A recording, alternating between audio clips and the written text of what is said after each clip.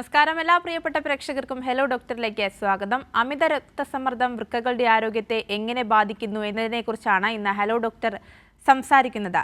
Hyper ടെൻഷനും വൃക്കരോഗങ്ങളും എന്ന വിഷയത്തെക്കുറിച്ച് സംസാരിക്കുന്നതിനായി നമുക്കൊപ്പം ചേരുന്നത് കോട്ടയം ഗവൺമെന്റ് മെഡിക്കൽ കോളേജിലെ ജനറൽ മെഡിസിൻ വിഭാഗം അസിസ്റ്റന്റ് പ്രൊഫസറും നെഫ്രോളജിസ്റ്റുമായ ഡോക്ടർ സിറിൽ ജേക്കബ് കുര്യനാണ്. മെഡിക്കൽ കോളേജ് കാഷ്വാലിറ്റി വിഭാഗം ഡെപ്യൂട്ടി സൂപ്രണ്ടും ഹൈപ്പർ ടെൻഷൻ ക്ലിനിക്ക് ഇൻചാർജും കൂടിയാണ് ഡോക്ടർ. നമസ്കാരം ഡോക്ടർ. ഹലോ ഡോക്ടറിലേക്ക് സ്വാഗതം. നമസ്കാരം. Thank you. ഡോക്ടർ, നമ്മൾ സൂചിപ്പിച്ചു വെച്ചതുപോലെ തന്നെ ഹൈപ്പർ ടെൻഷൻ എങ്ങനെ തടയാം, അമിത രക്തസമ്മർദ്ദമുള്ളവർ ശ്രദ്ധിക്കേണ്ട കാര്യങ്ങൾ എന്തെല്ലാം, ഈ വിഷയത്തെക്കുറിച്ച് പറഞ്ഞുകൊണ്ട് ആരംഭിക്കാമെന്ന് തോന്നുന്നു. തീർച്ചയായും നമ്മൾ പറഞ്ഞു തുടങ്ങുമ്പോൾ ഒന്നാമതായി രക്തസമ്മർദ്ദം എന്താണ് എന്ന് നമ്മൾ അറിയണം. അതായത് നമ്മുടെ ഹൃദയത്തിലെ രക്തധമനികളിൽ കൂടി രക്തം സഞ്ചരിക്കുമ്പോൾ അത് ആ രക്തധമനികളുടെ ഭിത്തികളിൽ ഏർപ്പെടുത്തുന്ന മർദ്ദമാണ് രക്തസമ്മർദ്ദം. നമ്മളെപ്പോലെ എഴുന്നേറ്റ് നടക്കുന്ന അല്ലെങ്കിൽ രണ്ട് കാലിൽ നടക്കുന്ന ജീവികളെ സംബന്ധിച്ച് ഒരു നിയതമായ രക്തസമ്മർദ്ദം നിലനിർത്തുക എന്നുള്ളത് അതിജീവനത്തിനായിട്ട് ആവശ്യമാണ്. എന്നാൽ ഇതിനെ ആ നിയതമായ ലിമിറ്റുകൾക്കുള്ളിൽ നിർത്തുന്നത് വളരെ സങ്കീർണമായ ഒരു പ്രോസസ്സാണ്. അപ്പം ഇതിനെ ആ നിയതമായ ലിമിറ്റുകളിൽ നിർത്തുന്ന ഈ പ്രോസസ്സിൽ എന്തെങ്കിലും പാളിച്ചകൾ സംഭവിക്കുമ്പോൾ നമുക്ക് നിയന്ത്രിക്കാനാവുന്നതിൽ ഉയർന്ന തലത്തിലേക്ക് രക്തസമ്മർദ്ദം പോകുന്നു. ഇതിനെയാണ് നമ്മൾ അമിത രക്തസമ്മർദ്ദം എന്ന് പറയുന്നത്. ഇത് പല കാരണങ്ങളും ഉണ്ടാകാം. അതിൽ നമുക്ക് നിയന്ത്രിക്കാവുന്ന കാര്യങ്ങളുമുണ്ട്, നിയന്ത്രിക്കാനാവാതല്ലാത്ത കാര്യങ്ങളുമുണ്ട്. അപ്പം ഇപ്പൊ ഉദാഹരണത്തിന് നമ്മുടെ ജനിതകമായ പ്രത്യേകതകൾ, നമ്മുടെ ഫാമിലി ഹിസ്റ്ററി, ഇതൊന്നും നമ്മുടെ കയ്യിലല്ല. അതുപോലെ തന്നെ നമ്മൾ വളരുന്ന സാഹചര്യങ്ങൾ, അന്തരീക്ഷ മലിനീകരണം മുതലായ കാര്യങ്ങളും നമ്മുടെ നിയന്ത്രണത്തിലുള്ളവയാണ്. എന്നാൽ നമ്മുടെ ഡയറ്റ്, നമ്മുടെ ശരീരഭാരം, നമ്മുടെ ജീവിത ശൈലി, നമ്മുടെ ജീവിതത്തിൽ നമ്മളുടെ സ്ട്രെസ്സിനെ മാനേജ് ചെയ്യാനായി നാം ഉപയോഗിക്കുന്ന ടെക്നിക്കുകൾ, ഇതിനെല്ലാം നമ്മുടെ നമ്മുടെ രക്തസമ്മർദ്ദത്തിന്റെയും അതിന്റെ നിയന്ത്രണത്തിൽ വളരെ വലിയൊരു പങ്ക് ചെലുത്തുവാൻ സാധിക്കും. ഇപ്പൊ ഉദാഹരണമായിട്ട് പണ്ട് കാലത്ത് ഉപ്പ് എന്ന് പറയുന്ന അത്ര സുലഭമായ വസ്തുവല്ല. അപ്പൊ പരിണാമത്തിന്റെ ഭാഗമായി നമ്മുടെ ശരീരം കഴിയുന്നിടത്തോളം ഉപ്പ് കൺസേർവ് ചെയ്യാനുള്ള ജീനുകൾക്ക് പ്രാമുഖ്യം നൽകി. എന്നാൽ ഇന്ന് നമ്മുടെ ജീവിത സാഹചര്യങ്ങൾ മാറി, ഉപ്പ് ഇഷ്ടം പോലെ നമ്മൾ കഴിക്കുന്ന എല്ലാ ഭക്ഷണങ്ങളിലും ലഭ്യമാണ്. അപ്പൊ ശരീരത്തില് ഉപ്പിന്റെ അളവ് ക്രമാതീതമായിട്ട് ഭക്ഷണത്തിൽ ഉപ്പിന്റെ അളവ് ക്രമാതീതമായിട്ട് കൂടുന്നത് ശരീരത്തിനെ നിയന്ത്രിക്കാൻ പറ്റാതെ വരുന്നത് കൊണ്ട് ബ്ലഡ് പ്രഷർ പലർക്കും കൂടുന്നു. അതുപോലെ തന്നെയാണ് അമിതവണ്ണം. ഒരു 5% മുതൽ 10% വരെ വെയിറ്റ് കുറയ്ക്കാൻ സാധിച്ചാൽ തന്നെ പലരുടെയും BP കൺട്രോളിലാകും ഒരു പരിധി വരെ എന്നാണ് പഠനങ്ങൾ തെളിയിക്കുന്നത്. പിന്നെ നമ്മുടെ ഇന്നത്തെ ജീവിതചര്യ ഒരു സാധാരണ ജോലിയിലുള്ളവർക്ക് പോലും അല്ലെങ്കിൽ സ്കൂളിൽ പഠിക്കുന്ന കുട്ടികൾക്ക് പോലും താങ്ങാനാകാത്ത സ്ട്രെസ്സാണ്. 7 മണിക്കൂർ മുതൽ 9 മണിക്കൂർ വരെ ഉറങ്ങണം എന്ന് എല്ലാവരെയും ഉപദേശിക്കുന്ന ഞങ്ങളുടെ ഡോക്ടർമാർ പോലും 4.5 മണിക്കൂർ 5 മണിക്കൂറിൽ കൂടുതൽ ഉറങ്ങുന്നില്ല. അതുപോലെ തന്നെ വ്യായാമമില്ലാത്ത ജീവിതചര്യയും, പ്രത്യേകിച്ച് നമ്മുടെ കൊച്ചു കേരളത്തില് സെഡൻഡറി ആയിട്ടുള്ള ഈ ജീവിതചര്യയും ബ്ലഡ് പ്രഷറിന്റെ അളവ് ക്രമാതീതമായിട്ട് ഉയരുന്നതിന് കാരണമായി തീരുന്നു. ഒരു ഉദാഹരണമായിട്ട് പറഞ്ഞാല് ലോകാരോഗ്യ സംഘടനയുടെ കണക്കനുസരിച്ച് ലോകത്തിൽ 3-1 BP ഹൈപ്പർ ടെൻഷൻ എന്ന നിലയിലാണ് എങ്കിൽ കേരളത്തിൽ അത് 46% മേളിലാണ്. ഒരു 60 വയസ്സിന്റെ മുകളിലുള്ളവരുടെ കണക്കെടുത്തു കഴിഞ്ഞാൽ 72% മേളിലാണ് BP കൂടിയുള്ള ആൾക്കാരുടെ തോത്. എന്ന് പറഞ്ഞാൽ 4 പേരെ എടുത്താൽ അതിൽ 3 പേരും ഹൈപ്പർ ടെൻസീവ് ആയിരിക്കും. കേരളത്തിലെ പ്രത്യേക സാഹചര്യത്തിൽ നമ്മുടെ ലോഞ്ചവിറ്റി, അതായത് നമ്മുടെ ആയുർദൈർഘ്യം ഇത്രയും വർദ്ധിക്കുകയും കൂടെ ചെയ്തത് കൊണ്ട് വളരെ ചെറിയ പ്രായത്തിൽ രോഗികളാകുന്നവർ ഓവർ ടൈം ഇതിന്റെ എല്ലാ കോംപ്ലിക്കേഷനുകളിലേക്കും പോകുന്നു എന്നുള്ളതും നമ്മളെ വളരെ ഉത്കണ്ഠപ്പെടുത്തുന്ന ഒരു കാരണമാണ്. യെസ് ഡോക്ടർ, തീർച്ചയായും ഈ അമിത രക്തസമ്മർദ്ദം എങ്ങനെയെല്ലാമാണ് വൃക്കകളുടെ ആരോഗ്യത്തെ ബാധിക്കുന്നത്? ഈ വൃക്കകളുടെ പ്രവർത്തനം തകരാറിലാകുന്നത് ഏത് സാഹചര്യത്തിലാണ്? ഡോക്ടർമാരുടെ ഇടയിൽ ഒരു ചൊല്ലുണ്ട്, nobody becomes a hypertensive without the kidneys being aware of it. വൃക്കകൾ അറിയാതെ ആർക്കും അമിത രക്തസമ്മർദ്ദം ഉണ്ടാകുന്നില്ല. നമ്മുടെ വൃക്കകളുടെ അടിസ്ഥാന ഘടകം എന്ന് പറയുന്നത് വളരെ ലോലമായ കാപ്പിലറീസ് ഉൾപ്പെടുന്ന ഗ്ലോമറുളസ് ആണ്. ഓരോ മിടിപ്പിലും ഹൃദയം പമ്പ് ചെയ്യുന്നതിന്റെ 20% ബ്ലഡ് നേരിട്ടെത്തുന്നത് ഈ വൃക്കകളിലേക്കാണ്. അപ്പൊ ഈ ലോലമായ രക്തധമനികളെ, കാപ്പിലറീസിനെ പരിരക്ഷിക്കുന്നത് നമ്മുടെ അഫറന്റ് ആൻഡ് ഇഫറന്റ് ആർട്ടീരിയോൾസ് എന്ന് പറഞ്ഞ് ഈ ഗ്ലോമറുലസിലേക്ക് രക്തത്തിനെ കടത്തി വിടുന്ന രക്തധമനികളാണ്. ഒരു നിയതമായ തോതിനുള്ളിൽ ബി പി നിൽക്കുകയാണ് എങ്കിൽ സുഗമമായി മെല്ലി ഒഴുകുന്ന ഒരു തോട് പോലെ ഈ അരിപ്പകൾക്കുള്ളിൽ കൂടി ബ്ലഡിനെ കടത്തി വിടാനായിട്ട് വൃക്കകൾക്ക് സാധിക്കുന്നു. എന്നാൽ ക്രമാതീതമായ രക്തസമ്മർദ്ദം ഓവർ എ ലോങ് ടൈം, കാലങ്ങൾ നിലനിൽക്കുമ്പോൾ ഈ അഫറന്റ് ഡിഫറന്റ് ആർട്ടീരിയോളുകളുടെ നൈസർഗികമായ ഇലാസ്തികത നഷ്ടപ്പെടുകയും അവ സ്റ്റിഫായി തീരുകയും ചെയ്യുന്നു. എന്ന് പറഞ്ഞാല് ഈ വരുന്ന പ്രഷർ നമ്മൾ ടാപ്പ് തുറന്നു വിട്ടു എന്ന് പറഞ്ഞതുപോലെ ഈ ലോലമായ രക്തധമനികളിലേക്ക് എത്തുന്നു, അവ സ്ട്രെച്ച് ആകുന്നു അഥവാ വികസിക്കുന്നു. അപ്പം ശരീരത്തിലെ ഏതൊരു അവയവവും അതിജീവിക്കാനാണ് നോക്കുന്നത്. അപ്പൊ പ്രഷർ കൂടിക്കൂടി വരുമ്പോൾ നമ്മുടെ ഈ ലോലമായ രക്തധമനികളുടെ കട്ടി കൂടുന്നു, അവയും സ്റ്റിഫ് ആകുന്നു, അവ ഒരു പരിധി വരെ വികസിക്കാൻ ശ്രമിക്കുന്നു.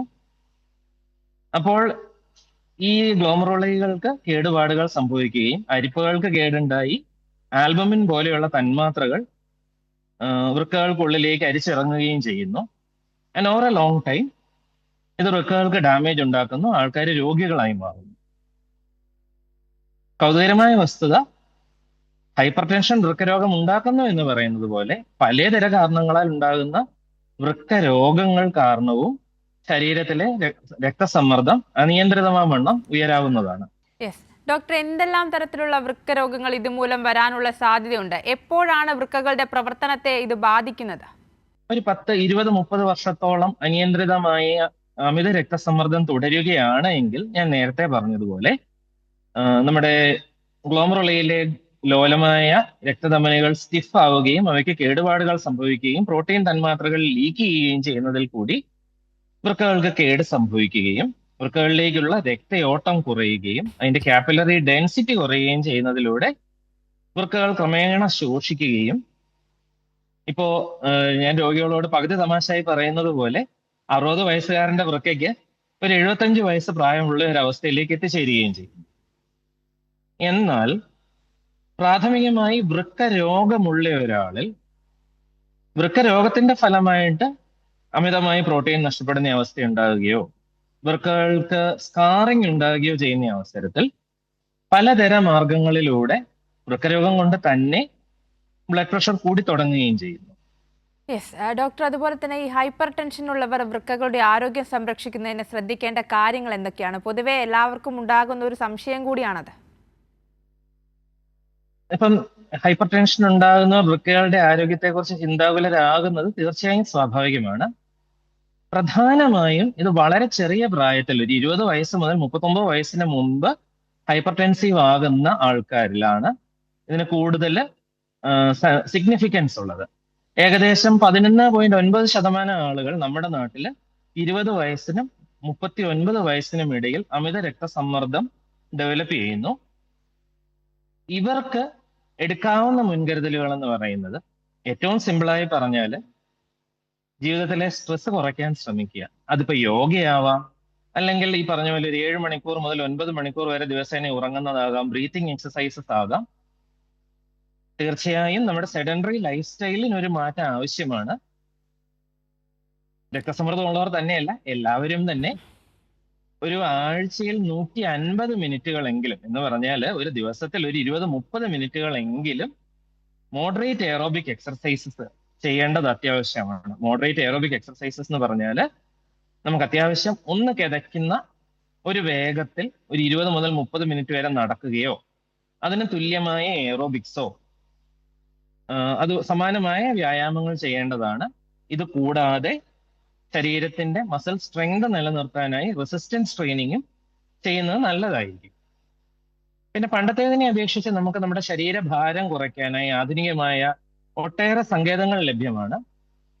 BMI ഒരു 25-നോ 30-നോ മേലുള്ള ആൾക്കാരെ സംബന്ധിച്ച് പ്രത്യേകിച്ചും, ബോഡി മാസ് ഇൻഡെക്സ് 25-ഓ 30-നോ മേലുള്ള ആൾക്കാരെ സംബന്ധിച്ച് പ്രത്യേകിച്ചും വെയിറ്റിൽ ഒരു 5% വരെ മുതൽ 10% വരെ വെയിറ്റ് ലോസ് ഉണ്ടാക്കുന്നതും അതുപോലെ തന്നെ വയറിൽ കൊഴുപ്പടിയുന്നത്, നമ്മുടെ കുടവയർ ഒഴിവാക്കാൻ ആവശ്യമായ വ്യായാമങ്ങളും ചെയ്യുന്നതും ഏറെ സഹായകമാണ്. പുകവലി മദ്യപാനമുള്ളവർ തീർച്ചയായും ആ സ്വഭാവങ്ങൾ എത്രയും പെട്ടെന്ന് തന്നെ നിർത്തുന്നതും നല്ലതായിരിക്കും. പിന്നെ ഡോക്ടർ അതുപോലെ യെസ് പറയൂ. തുടർന്നോളൂ ഡോക്ടർ. ഡയറ്റിനെ സംബന്ധിച്ചാണെങ്കിൽ ലോകാരോഗ്യ സംഘടനയും മറ്റ് സംഘടനകളുടെയും മാർഗനിർദ്ദേശ പ്രകാരം ഒരു ദിവസം 1 ടീസ്പൂണിലധികം ഉപ്പ് യാതൊരു രീതിയിലും നമ്മുടെ ഉള്ളിൽ ചെല്ലാൻ മാർഗ്ഗമില്ല. അതുപോലെ ഹൈലി പ്രോസസ്ഡ് ഫുഡ്സ് ഒഴിവാക്കി ഫ്രഷ് ഫ്രൂട്ട്സും ഹോൾ ഗ്രെയിൻസും വെജിറ്റബിൾസും അല്ലെങ്കിൽ ചിക്കൻ, ഡക്ക് പോലെയുള്ള ലീൻ മീറ്റും ഭക്ഷണത്തിൽ ഉൾപ്പെടുത്തുന്നത് നല്ലതായിരിക്കും. ഡോക്ടർ അതുപോലെ തന്നെ ഈ വൃക്കകളെ രോഗം ബാധിച്ചാൽ നമുക്കത് എങ്ങനെ തിരിച്ചറിയാൻ സാധിക്കും? ഹൈപ്പർ ടെൻഷനും വൃക്കരോഗവും തമ്മിൽ ഒരു സമാനതയുണ്ട്. പ്രാരംഭഘട്ടങ്ങളിൽ ഇവ യാതൊരു രോഗലക്ഷണങ്ങളും കാണിക്കാറില്ല. എന്നാൽ പെട്ടെന്ന് BP കൂടുകയാണ് എങ്കിൽ, അല്ലെങ്കിൽ വൃക്കരോഗമാണെങ്കിൽ ഒരു 50%-ലേറെ വൃക്കകൾക്ക് തകരാറ് സംഭവിച്ചു കഴിയുമ്പോൾ മാത്രമേ നമ്മൾ ഈ രോഗലക്ഷണങ്ങൾ കാണുകയുള്ളൂ. അഡ്വാൻസ്ഡ് ആയ വൃക്കരോഗത്തിന്റെ പ്രധാനപ്പെട്ട രോഗലക്ഷണങ്ങളിൽ ഒന്നാണ് അനിയന്ത്രിതമായ BP. വളരെ ചെറിയ പ്രായത്തിലോ ഒരു 60-65 വയസ്സിന് ശേഷമോ ആകസ്മികമായി BP കൂടിയതായി കണ്ടെത്തുക, അനിയന്ത്രിതമായ തോതിൽ BPയുടെ അളവ് കൂടുക, 2-3 മരുന്നുകൾ കഴിച്ചാലും BP നിയന്ത്രിക്കാൻ സാധിക്കാതെ വരിക, ഇവയെല്ലാം ഉള്ളവർക്ക് വൃക്കരോഗങ്ങൾ ഇല്ല എന്ന് ഉറപ്പാക്കുവാനായി കൂടുതൽ പരിശോധനകൾ ആവശ്യമാണ്.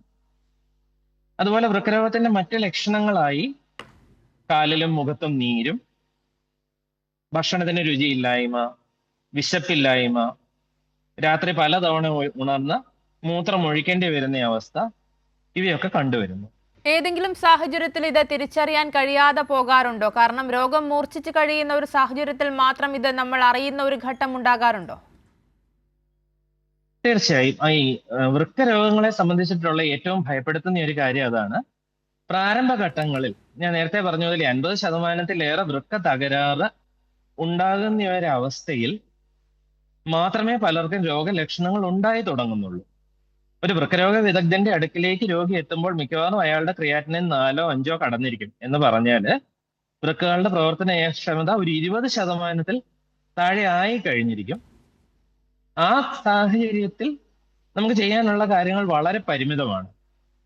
അതുകൊണ്ട് തന്നെ ഒരു 40 വയസ്സിന് ശേഷവും, ഇനി അല്ല നമുക്ക് ഫാമിലി ഹിസ്റ്ററി ഓഫ് അമിത രക്തസമ്മർദ്ദം ഉണ്ട് എങ്കിൽ അങ്ങനെയുള്ളവരും വർഷത്തിൽ ഒന്നെങ്കിലും അവരുടെ BP നോക്കുന്നതും വൃക്കകളുടെ പ്രവർത്തനം, സിറം ക്രിയാറ്റിനിൻ, യൂറിൻ റുട്ടീൻ പോലെയുള്ള പരിശോധനകൾ ചെയ്തു നോക്കുന്നതും തീർച്ചയായും നല്ലതായിരിക്കും. ഈ രോഗം ബാധിച്ചാൽ മുന്നോട്ടുള്ള നടപടികൾ എന്തൊക്കെയായിരിക്കും ശ്രദ്ധിക്കേണ്ട കാര്യങ്ങൾ? വൃക്കരോഗത്തെ സംബന്ധിച്ചാണ് എങ്കിൽ നമ്മുടെ നാട്ടിൽ വൃക്കരോഗത്തിന്റെ ഏറ്റവും കോമൺ ആയ കാരണങ്ങൾ നമ്മൾ പറഞ്ഞതുപോലെ ഡയബറ്റിസും പ്രമേഹവും അമിത രക്തസമ്മർദ്ദവുമാണ്. സ്വാഭാവികമായിട്ടും ഇതിന്റെ നിയന്ത്രണത്തിൽ ഉള്ള ആദ്യത്തെ പടി എന്ന് പറയുന്നത് രക്തസമ്മർദ്ദത്തിന്റെയും പ്രമേഹത്തിന്റെയും നിയന്ത്രണമാണ്. ഇത് നല്ലൊരു ഫിസിഷ്യന്റെയോ ഒരു ഫാമിലി ഡോക്ടറുടെയോ ഒരു മേൽനോട്ടത്തിൽ പ്രാരംഭഘട്ടം മുതൽ നമ്മൾ ചെയ്ത് തുടങ്ങുകയാണ് എങ്കിൽ വൃക്കരോഗം ഉണ്ടാകുന്നതോ അതിന്റെ പ്രോഗ്രഷനോ നമുക്ക് നേരത്തെ കൂട്ടി നിയന്ത്രിക്കുവാൻ സാധിക്കും. തീർച്ചയായും ഡോക്ടർ, നമുക്കറിയാം നൂതന ചികിത്സാ രീതികളുള്ള ഒരു ആരോഗ്യ മേഖല കൂടിയാണ് കേരളം. നിലവിലുള്ള ചികിത്സാ മാർഗങ്ങൾ എന്തൊക്കെയാണ്? നൂതന ചികിത്സാ രീതികൾ എന്തൊക്കെയാണ്? അതിനെക്കുറിച്ച് കൂടി. ഹൈപ്പർ ടെൻഷനെ സംബന്ധിച്ച് പറയുകയാണ് എങ്കിൽ നമ്മുടെ അടുത്തുള്ള ഏതൊരു സർക്കാർ ആശുപത്രിയിലും ലഭിക്കുന്ന വളരെ സിമ്പിളായ മരുന്നുകൾ ഉപയോഗിച്ച് 70-80% ആൾക്കാരുടെയും BP നമുക്ക് കൺട്രോൾ ചെയ്യാം. അപ്പം ആദ്യം നമ്മൾ കീഴ്പ്പെടുത്തേണ്ടത് രോഗത്തിനെ കുറിച്ചുള്ള ഭയത്തെയാണ്. ഈ മരുന്ന് കഴിക്കുന്നത് കൊണ്ട് ഞാൻ രോഗിയായി പോകുമോ എന്ന് ചിന്തിച്ച് ഒരു കാരണവശാലും മരുന്ന് കഴിക്കാതിരിക്കരുത്. പ്രത്യേകിച്ച് ചെറുപ്പക്കാർ BP കൂടുതലാണ് എന്ന് കണ്ടു കഴിഞ്ഞാൽ പ്രാരംഭഘട്ടം മുതൽക്ക് തന്നെ നിയതമായ അളവിൽ കൃത്യമായ സമയത്ത് മുടക്കം വരുത്താതെ മരുന്ന് കഴിക്കുന്നതിനോളം ഫലപ്രദമായ അത്യാവശ്യമായ ഒരു പ്രതിരോധ മാർഗം വേറെ ഇല്ല തന്നെ. ഇനി ബാക്കി ഒരു 10-20% ആൾക്കാരുണ്ട്, അവർക്ക് 2-3-4 മരുന്നുകൾ കൊടുത്താൽ പോലും BP കൺട്രോൾ ആകാത്ത സാഹചര്യങ്ങൾ ഉണ്ടാകുന്നു. ഇങ്ങനെയുള്ളവർക്കാണ് കൂടുതൽ പരിശോധനകൾ, വയറിന്റെ അൾട്രാസൗണ്ട് സ്കാന്, നമ്മുടെ തൈറോയ്ഡ് പോലെയുള്ള മറ്റേ അഡ്രീനൽ പോലെയുള്ള ഗ്രന്ഥികളുടെ പ്രവർത്തനം സംബന്ധിച്ചുള്ള പരിശോധനകൾ, വൃക്കകളിലേക്കുള്ള രക്തയോട്ടം സംബന്ധിച്ചുള്ള പരിശോധനകൾ എന്നിവ ആവശ്യമായി വരുന്നത്. ഇത് വളരെ ചെറിയൊരു ശതമാനം മാത്രമാണ്. സമാനഗതിയിൽ വൃക്കരോഗികളെ കുറിച്ച് പറയുകയാണെങ്കിൽ അവർക്കും വൃക്കരോഗ ചികിത്സയുടെ ആദ്യ പടി എന്ന് പറയുന്നത് അവരുടെ കോമോബിഡിറ്റീസ്, പ്രമേഹത്തെയും അമിത രക്തസമ്മർദ്ദത്തെയും മാനേജ് ചെയ്യുക എന്നുള്ളതാണ്. എന്നാൽ ഇന്ന് നമ്മുടെ വെയിറ്റ് കുറയ്ക്കാൻ ഒസെമ്പിക് പോലെയുള്ള അല്ലെ മൊഞ്ചാരോ പോലെയുള്ള പുതിയ പുതിയ മരുന്നുകൾ വിപണിയിൽ അവൈലബിൾ ആണ്. അവയൊരു ഡോക്ടറുടെ മേൽനോട്ടത്തിൽ കൃത്യമായ അവരുടെ ഉപയോഗം ഈ വലിയ കോംപ്ലിക്കേഷനുകളിലേക്ക് നമ്മൾ പോകാതെ പ്രാരംഭഘട്ടത്തിൽ തന്നെ പ്രമേഹത്തെയും അമിത രക്തസമ്മർദ്ദത്തെയും നിയന്ത്രിച്ചു നിർത്താനായിട്ട് നമ്മളെ സഹായിക്കുന്നു. ഡോക്ടർ വ്യക്തമാണ്. അപ്പോൾ നമുക്കൊപ്പം ഒരു പ്രേക്ഷകൻ കൂടി ചേരുന്നുണ്ട്. ചെന്നൈയിൽ നിന്ന് മോഹനാണ്. മോഹൻ, ഡോക്ടറോട് ചോദിച്ചോളൂ. അല്ല സാർ, എനിക്ക് 60 വയസ്സുണ്ട് സാർ. ഞാനൊരു 20 വർഷമായിട്ട് BP പേഷ്യന്റ് ആണ്. BP 140, 150 എപ്പോഴും റേഞ്ച് കാണിക്കുന്നത്. എനിക്ക് പ്രശ്നം എന്താ വെച്ചാൽ പൾസ് റേറ്റ് എപ്പോഴും 100ന്റെ മേലാണ്, 100, 110 കൊളസ്ട്രോളും ഇല്ല, ക്രിയാറ്റിൻ 1.0 ആണ്.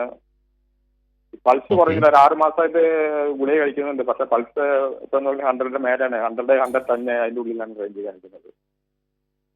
അതെന്തായിരിക്കും കുഴപ്പം സാർ? അത് വേറൊരു പ്രശ്നം വരുമോ? മോഹന്റെ ഹൈറ്റും വെയിറ്റും കൂടി ഒന്ന് പറയാവോ? ഹൈറ്റ് 5'7", വെയിറ്റ് വന്ന് 73. ഓക്കെ, 73 ആണ് അല്ലേ? ശരീരം ഒരു അടുത്തിടയ്ക്ക് ശരീരം വല്ലാണ്ട് മെലിയുന്ന പോലെ ശ്രദ്ധിച്ചിട്ടുണ്ടോ മോഹൻ? ഇല്ലില്ല, അതൊന്നുമില്ല. വിശപ്പുണ്ട്, ഉറക്കാനൊന്നും പ്രശ്നമില്ല. ഉറക്കം ഒരു 6 മണിക്കൂർ, 5.5 മണിക്കൂർ, 6 മണിക്കൂർ ഉറക്കാൻ കിട്ടുന്നുണ്ട്. രാത്രിയിലെ സ്നോറിംഗ് ഉണ്ടോ? ഇല്ല, ശരീരം ക്ഷീണമൊന്നുമില്ല. ശരീരം ഭക്ഷണം വിശപ്പൊക്കെ നല്ല വിശപ്പൊക്കെ ഉണ്ട്. സ്നോറിംഗ് ഉണ്ടോ രാത്രി? കൂർക്കമലി ഉണ്ടോ? കൂർക്കമല്ലി ഉണ്ട്. കൂർക്കമലി ഉണ്ട്. മോഹൻ ഒരു കാര്യം ചെയ്യുക, എത്രയും പെട്ടെന്ന് നമുക്ക് നമ്മൾ സ്ഥിരം കാണിക്കുന്ന ഒരു ഫിസിഷ്യനെ തന്നെ ഒന്ന് കാണണം. കാരണം മരുന്നുകളിൽ ചെറിയ മാറ്റങ്ങൾ വരുത്തേണ്ടി വരും. നമ്മൾ ഇദ്ദേഹം പറഞ്ഞതുപോലെ ലോങ് ടേം നമ്മുടെ ഹൃദയത്തിന്റെയും മറ്റവയവങ്ങളുടെ ആരോഗ്യത്തിനായിട്ട് നല്ലത് നമ്മുടെ BP ഒരു 130-80 താഴെ നിർത്തുന്നതാണ്. മരുന്നുകളിൽ ഒരല്പം മോഡിഫിക്കേഷൻ നടത്തി കഴിഞ്ഞാൽ നമുക്ക് BP കുറയ്ക്കാനും ഈ പൾസ് റേറ്റ് കുറയ്ക്കാനും സാധിക്കും. അതുപോലെ തന്നെ അങ്ങനെയല്ല, അതിപ്പോ ഇദ്ദേഹത്തിന്റെ ശരീരത്തിൽ മറ്റെന്തെങ്കിലും പ്രത്യേകതകൾ ഉണ്ടോ, വല്ല തൈറോയിഡ് ഗ്രന്ഥിയുടെ പ്രവർത്തനത്തിന് കൂടുതൽ പരിശോധനകൾ ആവശ്യമാണോ എന്ന് നമുക്ക് നോക്കേണ്ടിയിരിക്കുന്നു.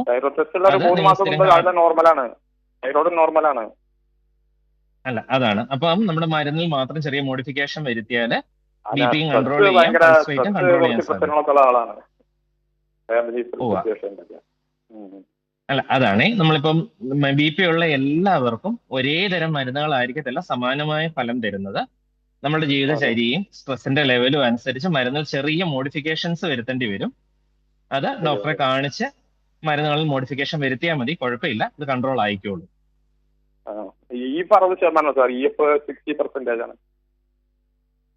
EF 60% നോർമൽ ആണ്, അതിനെക്കുറിച്ച് ബോധർ ചെയ്യണം.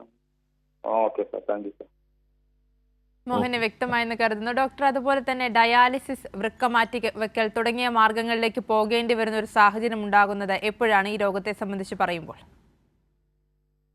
വൃക്ക രോഗികളിൽ അല്ലെങ്കിൽ സാധാരണ മനുഷ്യനെ എടുത്തു കഴിഞ്ഞാൽ അയാളുടെ ശരീരത്തിലെ ഹോമിയോസ്റ്റാസിസ് എന്ന് പറഞ്ഞാൽ സന്തുലിതാവസ്ഥ നിലനിർത്തുന്നതിൽ സുപ്രധാനമായ ഒരു പങ്ക് വഹിക്കുന്ന ഒരു അവയവമാണ് നമ്മുടെ വൃക്കകൾ. എന്നാൽ ഈ വൃക്കകളുടെ പ്രവർത്തനക്ഷമത ഒരു 40% താഴെയായി തുടങ്ങുമ്പോൾ മുതൽ ശരീരത്തിൽ വേസ്റ്റ് പ്രോഡക്ട്സ് അടിഞ്ഞുകൂടുകയും അതിൻ്റെതായ ബുദ്ധിമുട്ടുകൾ ആൾ കാണിച്ചു തുടങ്ങുകയും ചെയ്യും. എങ്കിൽ തന്നെയും വൃക്കകളുടെ ബാക്കിയുള്ള റെസിജ്വൽ ഫംഗ്ഷൻ കൊണ്ട് ആളുടെ കാര്യങ്ങൾ മുന്നോട്ട് പൊക്കോണ്ടിരിക്കും. ഏതെങ്കിലും ഒരു ഘട്ടത്തിൽ വൃക്കകളുടെ പ്രവർത്തനത്തിന് ആളുടെ ശരീരത്തിലെ സന്തുലിതാവസ്ഥയെ നിലനിർത്താൻ മേലാത്ത ഒരു സാഹചര്യം ഉണ്ടാവുകയാണ് എങ്കിൽ, ഉദാഹരണമായിട്ട് യൂറിൻ പ്രൊഡക്ഷൻ വല്ലാണ്ട് കുറയുക, ശരീരത്തിലെ നീര് ക്രമാതീതമായിട്ട് കൂടുക, ഓക്കാനവും ഛർദിയും വർദ്ധിച്ച് യുറീമിക് സിംറ്റംസ് കാരണം ആൾക്ക് ദൈനംദിന ജീവിതം ദുഷ്കരമായി തീരുക, ഇങ്ങനത്തെ സാഹചര്യങ്ങളിലാണ് നമ്മൾ ഡയാലിസിസ് എന്ന് പറയുന്ന റീനൽ റിപ്ലേസ്മെന്റ് തെറാപ്പി, അതായത് വൃക്കകളുടെ പ്രവർത്തനത്തിനെ റിപ്ലേസ് ചെയ്യുന്നതിനെ കുറിച്ച് നമ്മൾ ചിന്തിച്ചു തുടങ്ങുന്നത്. മറ്റു പല രോഗങ്ങളെ വെച്ച് നോക്കിക്കഴിഞ്ഞാൽ വൃക്കകൾ വളരെ യുണീക്കാണ്. നമ്മുടെ തലച്ചോറോ ഹൃദയമോ പ്രവർത്തിച്ചില്ല എങ്കിൽ നമുക്ക് മരണം എന്നൊരു ഓപ്ഷൻ മാത്രമേ ഉള്ളൂ. അതേസമയം വൃക്കകളുടെ പ്രവർത്തനം 100% നിലച്ചു പോകുന്ന സാഹചര്യത്തിൽ പോലും ക്രമമായ ഡയാലിസിസും ചിട്ടയായ മരുന്നുകളും ജീവിതശൈലിയും കൊണ്ട് ദീർഘകാലം നമുക്ക് ജീവിതം മുമ്പോട്ട് കൊണ്ടുപോകാവുന്നതാണ്. എന്നാൽ ചെറുപ്പക്കാരിലും കൂട്ടത്തിൽ കൂടുതൽ ആരോഗ്യമുള്ള ആൾക്കാരിലും തീർച്ചയായും നമ്മൾ പ്രിഫർ ചെയ്യുന്നത് ഈ വൃക്കയുടെ ജോലി മറ്റൊരു വൃക്കയെ ഏൽപ്പിക്കുക എന്നുള്ളതാണ്. കാരണം ഡയാലിസിസ് കൊണ്ട് നമുക്ക് റിപ്ലേസ് ചെയ്യാൻ സാധിക്കാത്ത ഒത്തിരിയേറെ കാര്യങ്ങൾ ചെയ്യുന്ന ഒരു അവയവമാണ് വൃക്ക എന്ന് പറയുന്നത്. അപ്പോൾ തീർച്ചയായും ഒരു 60 വയസ്സിന് താഴെയുള്ള ഒരു അതർവൈസ് ഹെൽത്തി ആയിട്ടുള്ള ഒരാളെ സംബന്ധിച്ച് വൃക്ക മാറ്റിവെക്കൽ ശസ്ത്രക്രിയ തന്നെയാണ് ഏറ്റവും നല്ലത്. യോജിച്ച ഒരു വൃക്ക ലഭിക്കുന്ന പക്ഷം കൃത്യമായ സമയത്ത് വൃക്ക മാറ്റിവെച്ച് മരുന്നുകൾ കൃത്യമായിട്ട് തുടരുകയും ബിപിയും പ്രമേഹവും പോലെയുള്ള രോഗങ്ങളെ നിയന്ത്രിക്കുകയും ചെയ്താൽ അയാൾക്ക് സാധാരണ ജീവിതത്തിലേക്ക് നിസ്സംശയം തിരിച്ചു വരാൻ സാധിക്കുന്നതാണ്.